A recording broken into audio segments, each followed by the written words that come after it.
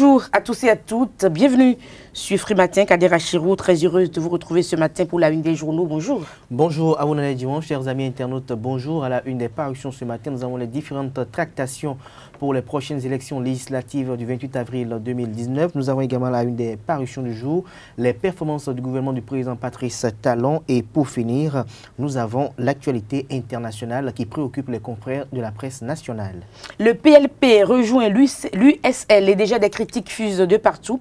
Nous en parlerons dans un instant. Le bulletin matinal d'information sera présenté par Anifat Boukari. Bonjour. Bonjour Nadège, bonjour à vous amis internautes. Ce matin, on parlera de la tournée du ministre du Tourisme, de la Culture et des Sports, Oswald Omeki, à Djakotome. En sport foot, 14e journée de la Ligue 1 du Bénin. Nous parlerons également de la Coupe d'Afrique des Nations des moins de 20 ans, Niger 2019. Quelques informations pêle-mêle, l'horoscope du jour. Bienvenue. Bonjour, à suivre donc l'horoscope du jour sur Free Matin. Bienvenue, bonjour. Voici donc la une des journaux. Bonjour à nouveau chers amis internautes, nous démarrons par le quotidien béninois d'information générale et d'analyse L'Informateur qui titre ce matin manchette « Résultats satisfaisants aux différents examens nationaux, une année de grâce pour le groupe ESAE ». Le canard note en manchette qu'après les agréments, le fort taux de réussite à l'examen, le groupe ESAE vient confirmer une fois de plus son leadership en matière de formation supérieure avec un taux de 89% à la première édition de l'examen national de master. Nous restons avec le quotidien L'Informateur. Assemblée nationale, l'examen de la loi portant statut du barreau suspendu, des détails dans les colonnes de sa parution du jour. À lire dans les colonnes de la parution du jour de L'Informateur, le journal École des étudiants en journalisme à l'École supérieure d'administration d'économie, de journalisme et des métiers de l'audiovisuel, ESAE. Le révélateur du jour titre ce matin en manchette, législative de 2019, la décision de la Cour constitutionnelle qui sonne le branle-bas dans les états-majors et à découvrir à la page 3 de sa parution du jour. L'événement précis, conformité à la charte des partis politiques pour les législatives de 2019, l'ultimatum de la Cour aux partis non conformes est à découvrir aux pages 6 et 7. Le canard note cependant en manchette qu'elle rejette 2 recours contre la convocation du corps électoral pour le 28 avril prochain. Le médiateur Isidore Yonfou et l'Union sociale libérale interpellent le président de la Haute Autorité de l'audiovisuel et de la communication RAC sur les dérives dans les médias. Séverin Adjovi rejoint candidatement Maria Zanaï dans l'opposition. Gustave Sonon appelle à la signature d'un pacte de non-agression entre républicains et progressistes. Nous restons avec l'événement précis, addition du Bénin au projet SWID, 50 milliards pour renforcer l'autonomisation des femmes et des filles. Des détails à la page 11 de la parution du jour de l'événement précis. Bénin intelligent, transparence budgétaire en Afrique francophone. Romuald Wadaï positionne le Bénin en tête de peloton. L'Audace Info titre ce matin face à la presse et selon la déclaration lue par Cécile Adjevi du PLP, le PLP rejoint officiellement l'Union sociale libérale de Sébastien Germain à Javon. La dépêche, USL, FCBE et autres partis politiques de l'opposition, ce qui n'a pas marché est à découvrir à la page 9 de sa parution du jour. Regroupement politique pour les législatives de 2019, le PLP fait route avec l'USL, confirme la dépêche ce matin. Nous passons au quotidien Le Potentiel, autonomisation des femmes et des filles. Le Bénin décroche 50 milliards de la Banque mondiale, n'étant pas inscrit dans le projet suite au départ. Talon a dû convaincre, rapporte le confrère. Nous restons avec Le Potentiel. Invité sur l'émission Ma part de vérité de Golf TV, Gustave Sonon relève les motifs de son adhésion au bloc républicain.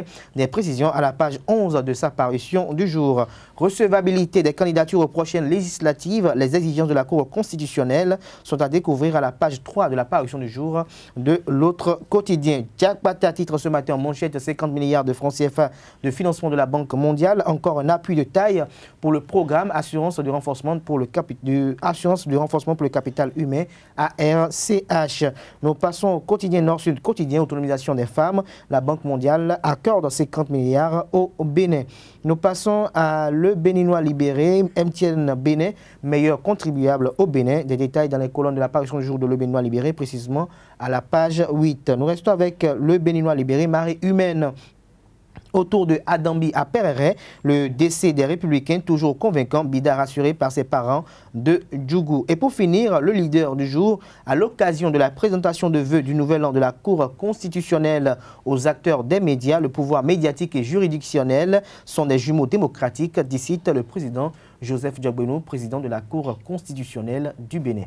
Merci à vous, Kader Achirou, pour la présentation de la une des journaux. Les quotidiens béninois sont disponibles dans les kiosques. Vous les avez au prix de 300 francs CFA. Vous les avez aussi en ligne. Nous passons à présent au bulletin matinal d'information sur Free Matin. Anifat Boukari, bonjour.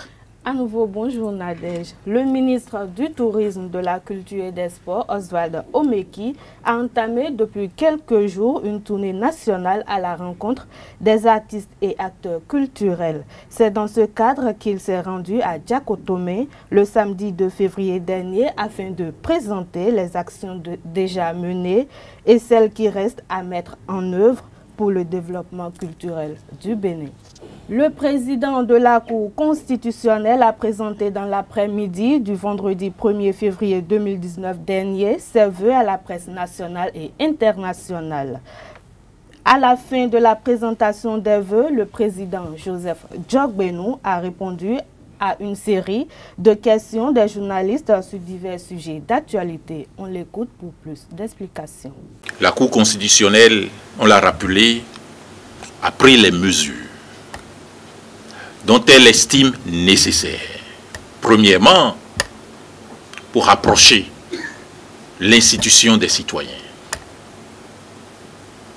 pour faire en sorte que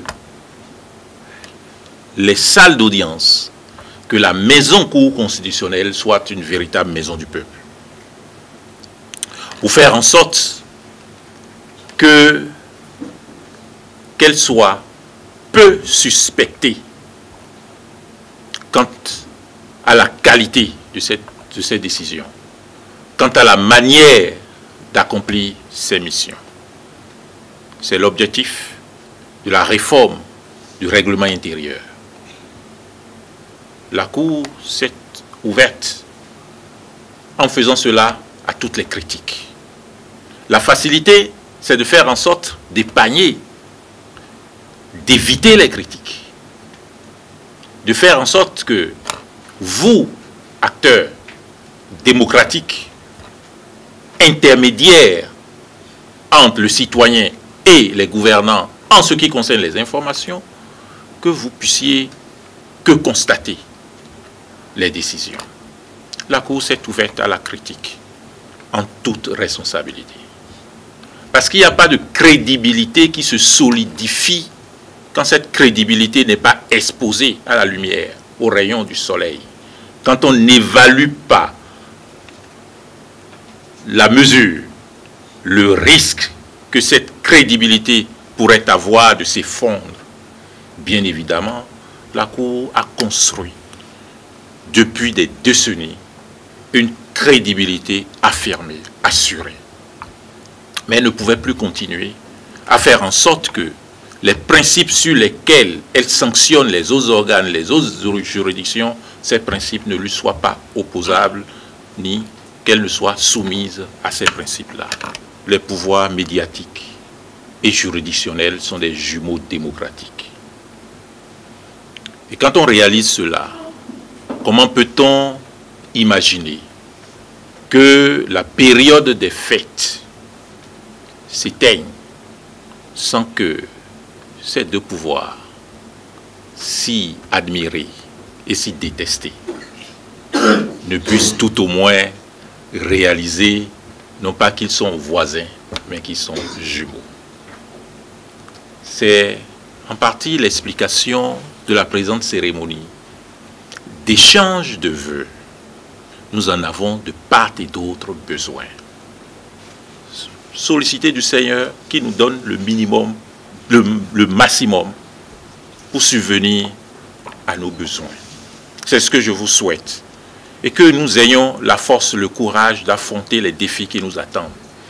Et le premier défi, pour vous et pour nous, les jumeaux, c'est de faire prolonger l'expérience démocratique dans la qualité dans notre pays, à travers ce test pour nous autres que constituent les élections législatives dont nous vous assurons de la parfaite organisation pour ce qui concerne les prérogatives de la Cour constitutionnelle. Bonne année. L'école d'initiation théologique et pastorale a procédé le vendredi 1er février dernier au lancement du colloque international Monseigneur Isidore de Souza au Bénin Marina Hôtel. Au cours de cet événement, certaines personnalités ont rendu hommage à l'éminent évêque par ses différents témoignages. Suivez plutôt. En souhaitant un plein succès à vos travaux, et en vous rassurant de ma proximité, je déclare ouvert ce premier colloque de l'école d'initiation théologique et pastorale. Oui, elle est effectivement lancée. Devant un parterre de personnalités sociales et surtout religieuses, le colloque international Monseigneur Isidore de Souza a véritablement démarré ce vendredi matin à Bénin Marina Hôtel. Le directeur de l'école d'initiation théologique et pastorale, Rodrigue Bedjinou, a rappelé aux participants le véritable rôle d'un chrétien. Et alors, au regard du projet de fraternité de la République, le chrétien a un rôle majeur, celui d'instaurer la fraternité au-delà des ethnies, des religions et des partis. Après la prestation des groupes folkloriques, l'illustre autorité de la foi catholique Monseigneur Isidore de Souza a reçu des témoignages de tout genre, notamment de l'ancien président de la Cour constitutionnelle, Théodore Olo.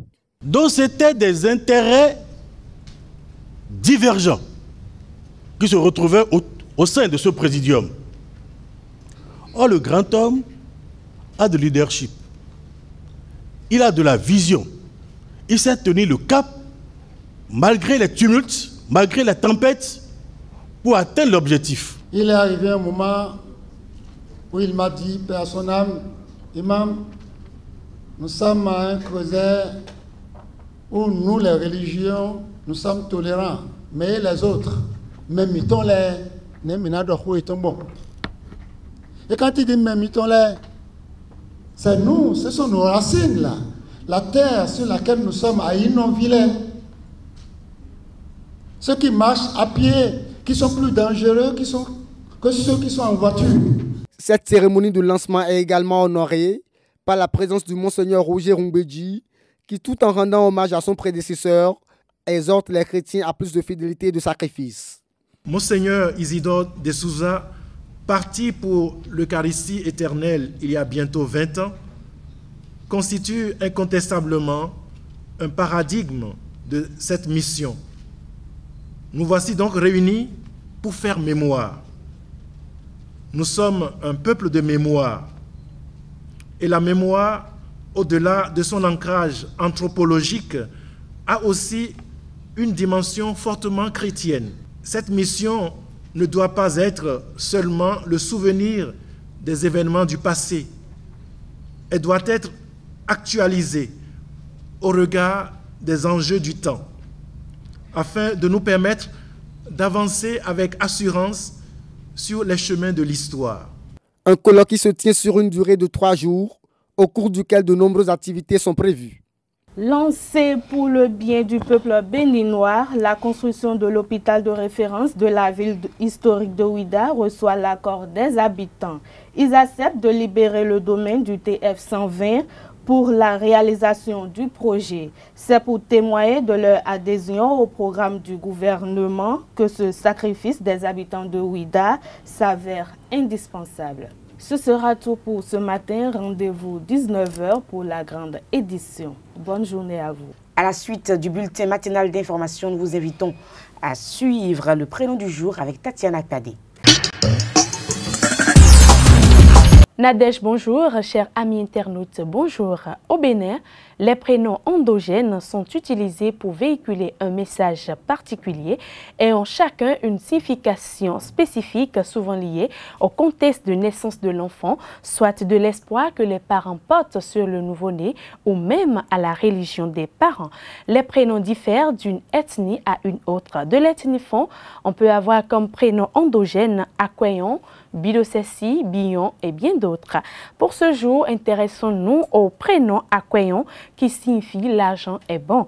Il est très souvent donné à un enfant dont la naissance s'est faite dans des conditions financières difficiles mais qui auraient été rendues possibles par des dons d'argent. Sans l'argent, il ne serait peut-être pas né, à en croire certains parents.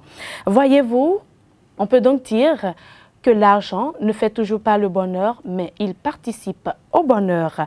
Ce prénom est souvent porté par les hommes et pour les femmes, Akwesi. Merci pour votre attention et à demain. Le débat est de retour sur Free Matin. Nous parlons donc politique. Le PLP qui rejoint l'USL. Des critiques, pourquoi? Kales Kitome, bonjour. Bonjour Nadège, Kader Achirou, bonjour. Bonjour. Eh bien, le sujet de ce matin, je crois qu'il est d'intérêt parce que nous connaissons tous le leader du PLP qui est un certain Léon Mbadi, un monsieur qui s'est illustré aux côtés du président Yahi Boni, surtout pendant son deuxième mandat présidentiel. Jusqu'en 2016, il était vraiment présent dans les arcanes de la communication de la présidence sous le président Yahi Boni. Et après que le président Yahi Boni a laissé le pouvoir, nous avons vu que ce monsieur et son parti ont continué à défendre quand même les idéaux que Yahi Boni avait promus. Tout le temps, ils ont voulu nous prouver que c'était, en fait, nous montrer les phases positives en opposition à tout ce qui se fait, parce qu'ils ont toujours fait cette comparaison, ils ont condamné, ils ont dit des choses. Et bon, au point où ils sont devenus carrément des amis des syndicalistes, parce que la plupart de leurs activités étaient domiciliées à la Bourse du Travail, d'où ils ont beaucoup critiqué.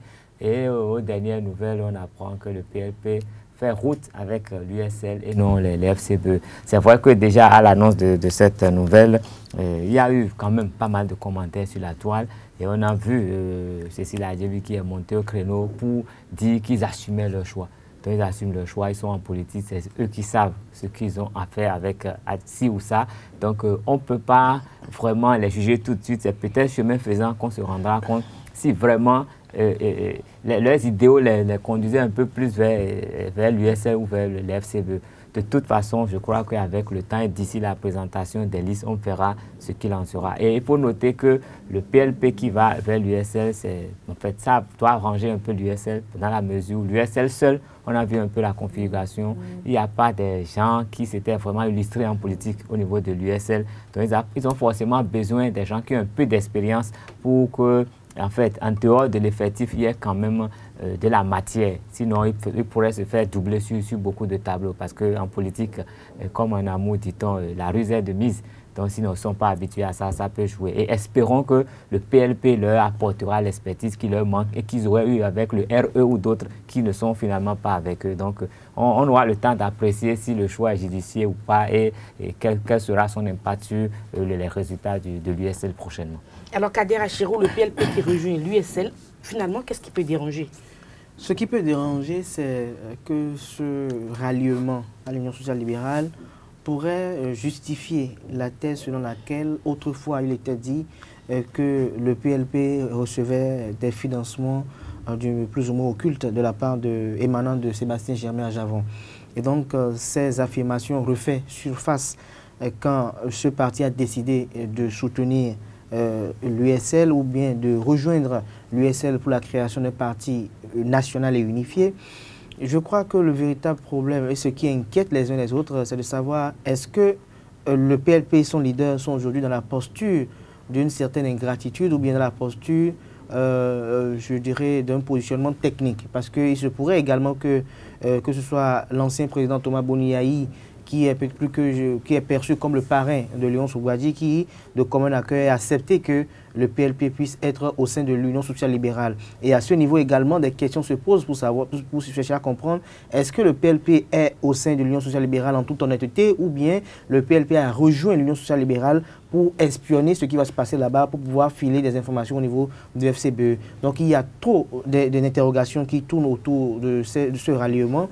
Et comme l'a évoqué tout à l'heure Kales Kitome, les prochains jours vont nous édifier davantage. Mais il faut noter que de manière logique et éthique, il était prévisible que Léon Mbadi et le PLP puissent rejoindre sans anicroche Force Bénin émergent. Quand on sait d'où est parti Léon Mbadi, quand on sait ce qu'il a pu gagner sous le régime du président Boni, quand on sait la pacificité bienveillante que lui a accordée durant tout son règne, tout son mandat, l'ancien président Thomas Boni, quand on se rappelle également de la considération que le vouait l'ancien président Boni à chaque sortie, en l'interpellant, lui posant des questions et autres, il était à même de se dire sans risque de se tromper que le PLP allait rejoindre Force Bénin émergent. Maintenant que le PLP ne rejoint pas Fosco-Point Bénin émergent. Donc les inquiétudes restent à deux niveaux. Soit le PLP est au sein de l'USL de manière stratégique, peut-être pour aller espionner ce qui se passe là-bas et donner des informations à FCBE, ou carrément, ça confirme l'affirmation selon laquelle, depuis un moment donné ou depuis un certain temps, le PLP manquait de ressources financières pour animer la vie politique au niveau de son parti politique, et donc a reçu des financements de Sébastien Germain-Ajavon, et donc le PLP ne fait que, je dirais, pour continuer son autonomie politique, mais en étant reconnaissante quand même au parti de Sébastien Germain-Ajavon. Mais comme l'a dit Carles Kitomé, il n'y a que l'élaboration des différentes listes qui vont prouver davantage pourquoi ce ralliement. Peut-être que le président du parti et son secrétaire général seront peut-être positionnés déjà sur une liste, parce que n'oublions pas qu'en matière politique, ce sont des questions de négociation, des questions d'intérêt. Et si au niveau peut-être de FCBE, le PLP trouve qu'ils ne peuvent pas trouver au niveau de FCBE des positionnements pour le président du parti et pour le secrétaire général du parti, et qu'au niveau de l'Union sociale libérale, on leur propose des positionnements dans des fiefs où ils ont l'assurance d'être élus, je crois que ce positionnement ne pourrait pas poser d'inquiétude. Mais je reviens sur ma phrase de tout à l'heure, les prochains jours vont nous édifier davantage. Comme ce ralliement également pose également des questions, ou bien suscite des inquiétudes aussi, comme le ralliement de candidat Zanaïe Sévérin à Jovi. Mais les jours à venir, nous donnerons des détails. Merci à vous pour vos différents commentaires. Voici Karine Aronvoici qui nous présente trucs et astuces sur Free Matin. Bonjour Nadège, bonjour chers amis internautes. Nous connaissons tous le miel pour ses vertus apaisantes en cas d'irritation de la gorge. Mais ce qu'on ignore peut également être utilisé contre la brûlure de la peau. En effet, pour utiliser le miel sur une brûlure légère, il suffit de l'appliquer en masque et de laisser reposer une quinzaine de minutes. Vous constaterez par la suite que votre douleur s'apaisera. Vous pouvez reproduire cette opération à volonté dès que votre plaie vous fait de nouveau souffrir. Merci pour votre attention. On se retrouve la prochaine fois pour un autre numéro de trucs et astuces. Les sports sur Free Matin, Lario Sadia Bueno, bonjour. Bonjour Nadège. Foot, 14e journée de la Ligue 1 du Bénin face à Quentin Didavi, Bruno Arthur Didavi, du président de la jeunesse sportive de Pobet. Le score du match, 2-1. Effectivement, Nadège, au terme d'un match intense, les jeunes sportifs de Pobet, du président Bruno Arthur Didavi, plus réalistes le samedi dernier, sont venus à bout de Marcel Danguinou et de ses coéquipiers. D'abord, ils ont ouvert le score à la 10e minute sur penalty grâce à leur gardien de but, Majid Sourakatou, avant de corser la note peu après l'heure de jeu. Les protégés de Quentin Didavi dans ce duel fratricide entre les frères Didavi ont réduit le score à la 83e minute par l'entremise de leur meilleur buteur Fedino Osei sur penalty également. Mais ils ont manqué par 2 fois de rétablir la parité, toujours par l'entremise de Fedino Osei. À la fin de la rencontre, le capitaine Marcel Danguinou et l'un des buteurs de la jeunesse sportive de Pobet se sont exprimés à nos micros.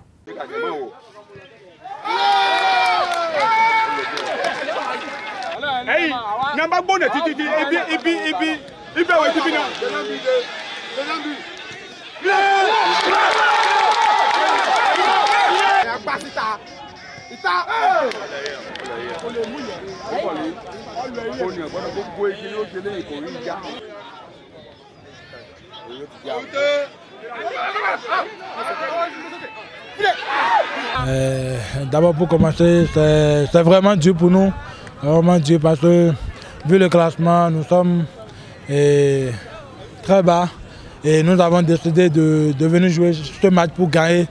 Mais nous n'avons pas l'habitude de nous entraîner sur le terrain, donc le terrain a beaucoup joué sur nous. Donc je pense que prochainement, nous n'allons plus revenir ici, ils vont venir là-bas et puis on va jouer.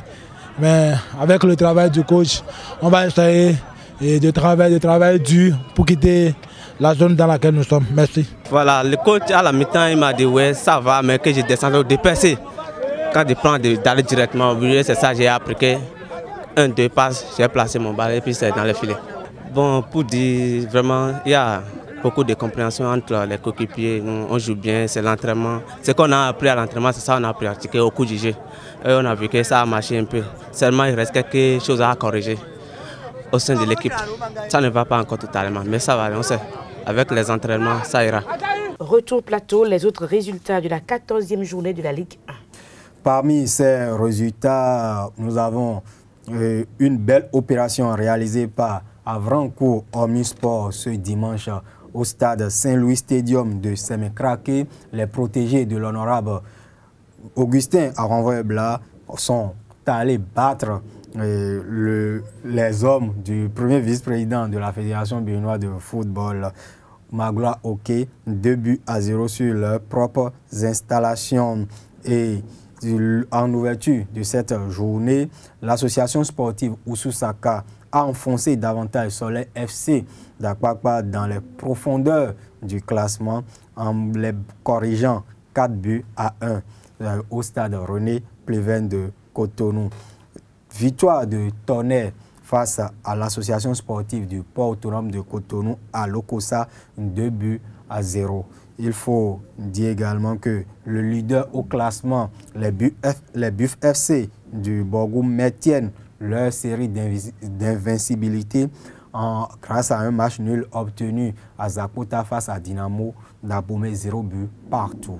Coupe d'Afrique des Nations des moins de 20 ans, Niger 2019, la compétition bat son plein depuis samedi dernier à Niamey et à Maradi, où le Béninois Bruno Arthuri-Davi a été nommé chef site. Oui, nous le disons le vendredi dernier déjà ici que le Bénin sera bien représenté à cette 21e édition de la Coupe d'Afrique des Nations des moins de 20 ans Niger 2019.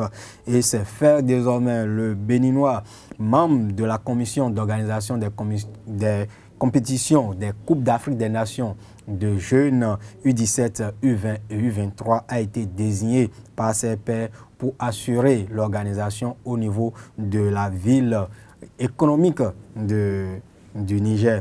Et à Maradi, cet après-midi même, le Béninois sera commissaire du match Burkina Faso-Ghana, un match qui devrait se tenir hier, mais qui a été reporté à cause de manque de luminosité des projecteurs du stade de Maradi. Et il faut dire qu'en ouverture de cette 21e édition, le Niger a été tenu en échec par l'Afrique du Sud, 1 but partout dans le groupe A. Et le second match de ce groupe, le Nigeria a battu 2-0 le Burundi. Et hier, dans le groupe B, le Sénégal a pris le dessus sur le Mali, 2-0. Cet après-midi déjà, dans le groupe A, l'Afrique du Sud va s'opposer au Nigeria lors de cette compétition. Et il faut dire que c'est un match à suivre effectivement. Et de l'autre côté, le Burundi va croiser les crampons avec le Niger, le pays hôte. Merci à vous, Larios Adjagbenon, pour toutes ces informations sportives. Nous passons à l'horoscope du jour avec Ruth Sodedji. Bonjour. Bonjour Nadège, chers amis internautes, bonjour. Bienvenue sur votre espace astrologique chez nos amis béliers. Les influences planétaires vous favoriseront sur le plan professionnel. Vous aurez un bon sursaut d'énergie et vous pourrez prendre des décisions judicieuses. Elles vous permettront de sortir d'une passe difficile chez les amis taureaux. Vos grandes qualités seront prises en considération par vos supérieurs et vous apporteront dans l'avenir des satisfactions réconfortantes. Amis Gémeaux, à présent, les influx astro vous donneront une extraordinaire détermination dans le travail. Vous saurez relever les défis, transformer les défaites en victoires et dès que vous aurez pris une décision, faites un choix, rien ne vous arrêtera. Chez les amis Cancer, côté travail, chez amis Cancer, vous bénéficierez de circonstances très favorables et vous obtiendrez ainsi des soutiens très efficaces. Amis Lion, ce serait une journée où votre activité devrait être bien pensée afin que vos ambitions accrues puissent être satisfaites dans les meilleures conditions possibles. Amis Vierge, avec Jupiter dans votre manche, vous ne pourrez pas rater votre coup. Si vous avez un projet en vue, dépêchez-vous de le défendre auprès des personnes que cela pourrait intéresser. Ça succède pour vous très éclatant au cours de cette journée. Balance, sous l'impulsion de Neptune bien aspectée, vous parviendrez à consolider votre position professionnelle à force de travail, d'efficacité et de ténacité. Scorpion, aiguillé par la puissante planète Mars, vous concentrerez tous vos efforts, votre dynamisme et votre volonté sur vos objectifs pour faire évoluer favorablement votre situation professionnelle. Amis Sagittaires, avec vos supérieurs, vos opinions seront divergentes aujourd'hui et vous serez persuadés d'être dans votre droit, d'avoir les meilleures idées. Ne vous imposez pas, mettez vos suggestions de côté. Le temps se chargera de vous donner raison. Chez les amis Capricorne, un changement dans votre situation professionnelle est possible et devrait être très bénéfique pour vous. En tout cas, la chance vous fera un clin d'œil au cours de cette journée et vous n'aurez qu'à vous en féliciter si vous savez en profiter. Chez les amis Verseaux, dans le travail, votre patience serait mise à rude épreuve. Si vous prenez votre mal en patience, les choses finiront par s'arranger sans dommage. Chez les amis Poissons, dans votre métier, ne vous montrez pas trop imbu de vos nouvelles charges ou fonctions. Ne vous croyez surtout pas indispensable. Certains n'attendent qu'une heure de votre part pour prendre votre place ou pour vous discréditer. Chers amis internautes, une agréable journée, une très bonne semaine et un bon mois. Merci à tous et à toutes pour l'attention. À demain pour un autre numéro de Frais Matin. Portez-vous bien. Au revoir.